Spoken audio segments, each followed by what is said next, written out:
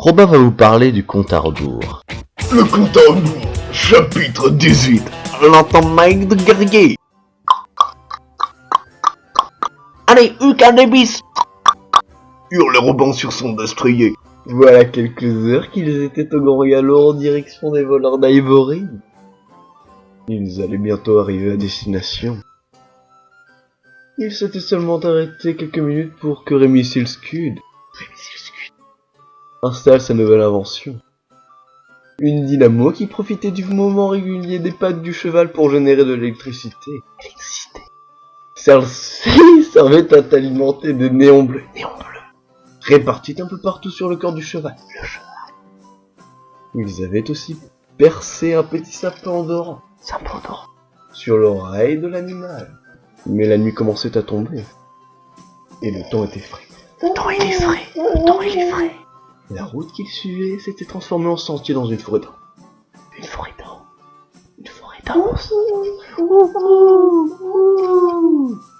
Les arbres très hauts et feuillus faisaient partie d'une fleur rare.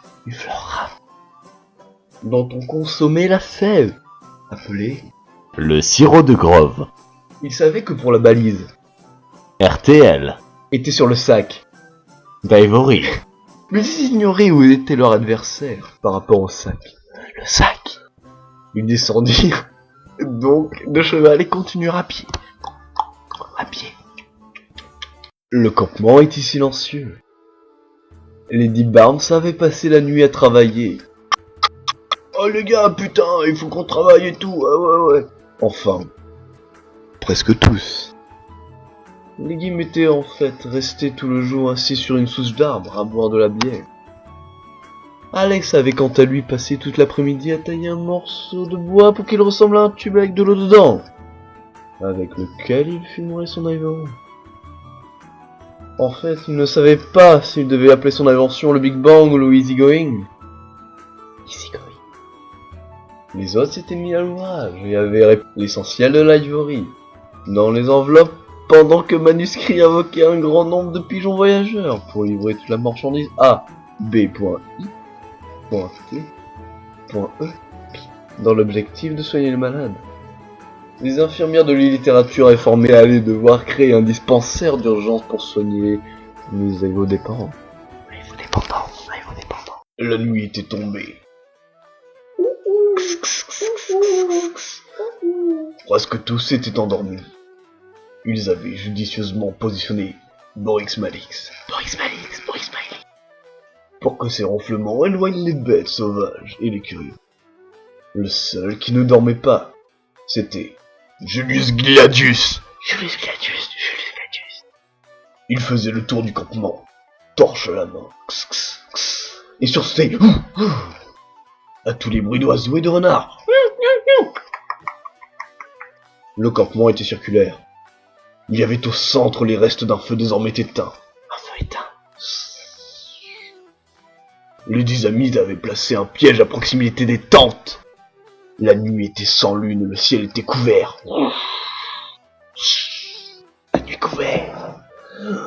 Julius décida d'aller se coucher. Il éteignit sa torche et entra dans sa tente. Quechua. Les 5 amis rampaient les uns derrière les autres. Ils entendaient un bruit sourd qui faisait trembler le sol dans la direction de la balise. RTL. Pagitateur se retourna et chuchota. On dirait un ronflement. La seule personne que je connaisse qui ronfle de la sorte, c'est... Non, c'est impossible, finit-il par conclure. Ils continuèrent d'avancer sous les arbustes sans bruit, guidés par Pagy qui était d'une habileté incroyable en matière de déplacement silencieux. Ils arrivèrent enfin très près de la source de son ronflement. Le sol tremblait littéralement. Ils avaient enfin atteint le campement des voleurs. Le problème était qu'ils ne voyaient rien. Ils ignoraient donc le nombre d'adversaires qu'ils auraient à affronter. Pagitateur se tourna vers Rémi et lui murmura. n'aurais pas une invention pour voir dans le noir? Oui, j'ai des lunettes de vision nocturne, mais elles ne fonctionnent qu'à l'énergie solaire. Ah, c'est con. Mais bon, on va continuer d'avancer. On verra bien. Fais attention, Weedy. Bobby Knight. Il y a peut-être des pièges. T'inquiète, répondit. Paggy. Sûr de lui, il se concentra, fit un pas en avant et marcha sur quelque chose de mou. Il s'immobilisa et sentit la chose sous ses pieds trembler. Buddy. Ignorait qui venait de marcher sur le piège. Le plombier royal venait de piétiner. Gros mu. Et il ne faut jamais, au grand jamais, réveiller Gros mu. ce dernier bondit dans un cri qui déchira la nuit sur Pagé. Le plombier fut emporté par le plaquage de Gros Mu.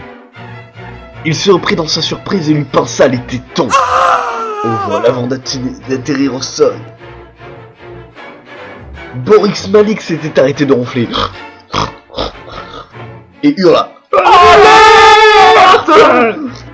Tous les barmes s'étaient levés, Gros Mu également, et écoutaient le moindre bruit pour repérer un ennemi.